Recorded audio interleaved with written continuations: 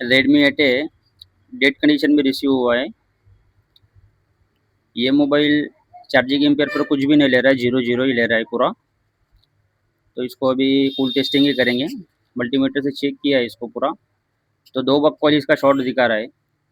दोनों कॉइल को रिमूव कर कर ही चेक करेंगे सही तरीके से, ताकि पता चले शॉर्टिंग किधर है। तो इसका सीपीयू साइड का जो दोनों लाइन है वो शॉर्ट दिखा रहा है, तो इसका सीधा सीपीयू ही इसमें ऐसा होता है ना कि आपका सीपीयू भी हीट होगा, पावर आईसी भी बहुत हीट होगी। तो बहुत सारे टेक्नीशियन भाई हमारे ये करते हैं कि सीधा पावर आईसी पर ही काम करने लगते हैं। पावर आईसी को ही चेंज करेंगे, उसमें ही शॉर्टिंग ढूंढेंगे, उसमें शॉर्टिंग होती नहीं है।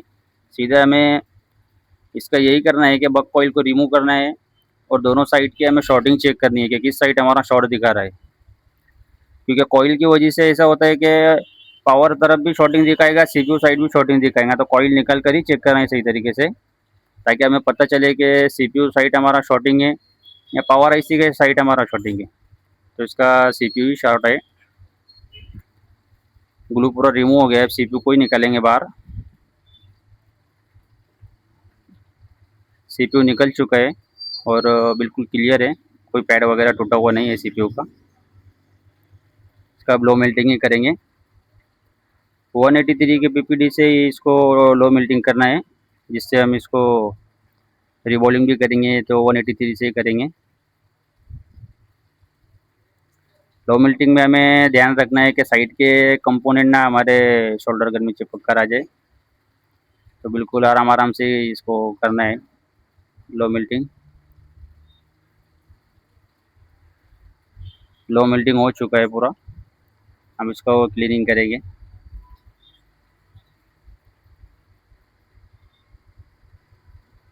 क्लीनिंग प्रोसेस में इसको ज़्यादा प्रेशर के साथ में नहीं चलाना है, इसमें स्क्रैचेस ज़्यादा करके हो जाते हैं।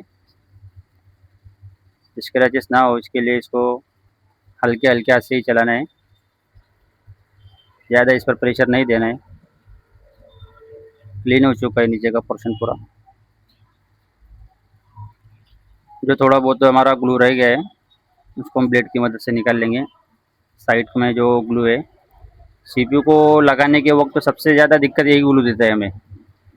साइड में जो हमारा ग्लू रह गया है तो थोड़ा थोड़ा करके हम निकाल ही लेंगे, और उसके बाद फिर से गुडविक से एक मरतबा पूरा क्लीन कर लेंगे।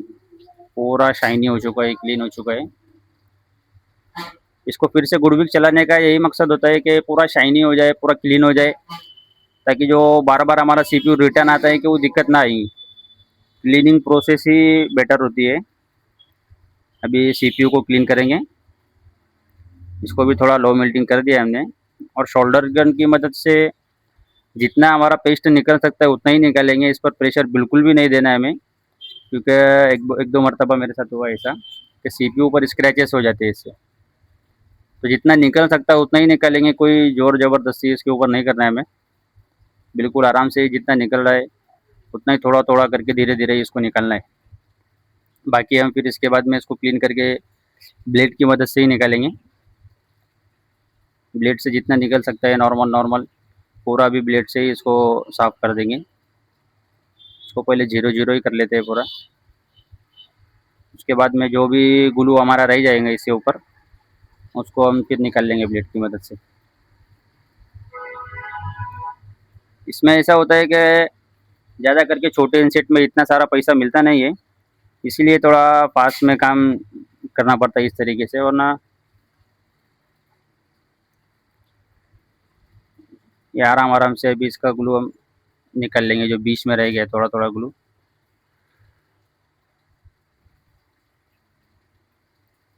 साफ हो रहा है, पूरा क्लियर हो गया है।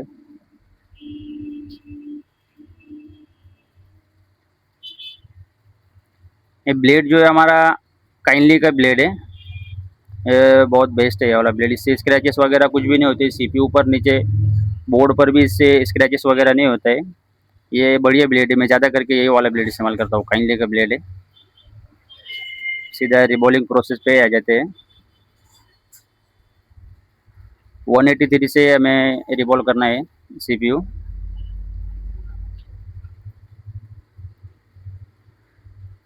रिबॉलिंग प्रोसेस कंप्लीट है। सीपीयू हमारा एक बार पेस्ट लगा के इसको फिर से हीटिंग किया हुआ है, ताकि जो बॉल हवा में रहेंगे वो परफेक्टली बैठ जाए इसके ऊपर। इसको अलाइनमेंट करके सीधे सीपीयू को ही फिक्स करेंगे। हीट हमारी है 360 और 60 एयर है। क्विक 2008 हमारा गन है। 360 और 60 पर बिल्कुल आराम से बैठ जाता है। ना इसका ईएमसी हो या यूएफएस हो तो ये मेल्ट नहीं होता है, वो भी पेस्टेड है। इसके लिए उसको ऊपर से हमने एक पतरा रख दिया है। बैठ गया सीपीयू। अब हम इसका जो लाइन शॉर्ट आ रहा था उसको ही चेक करेंगे। तो क्लियर है जीआर हमारा, पावर साइड भी क्लियर आ रहा है पूरा पूरा, और हमारा सीपीयू साइड का भी जीआर जो 010 वगैरह जो आ रहा है क्लियर आ रहा है पूरा। अब इसका कॉइल हम दोनों लगा देंगे।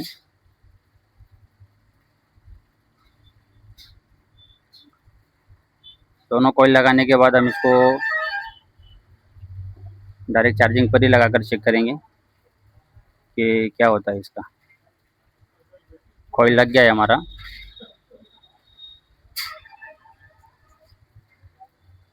अभी हम इसको सीधा चार्जिंग पर ही लगाएंगे। हम इसको चेक करते हैं कि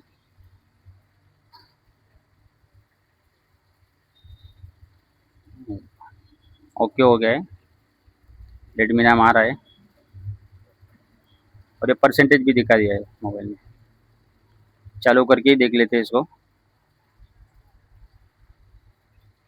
ऑन हो गया है।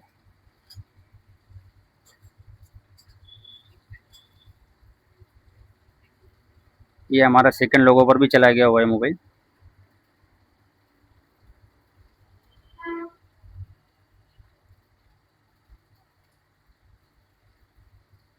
ये ओके ऑन हो गया।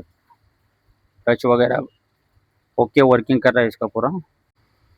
इसमें प्रॉब्लम सीपीयू का ही था जो कि सॉल्व हो गया है, और चार्जिंग एम्पियर वगैरह भी पूरा पूरा क्लियर ले रहा है।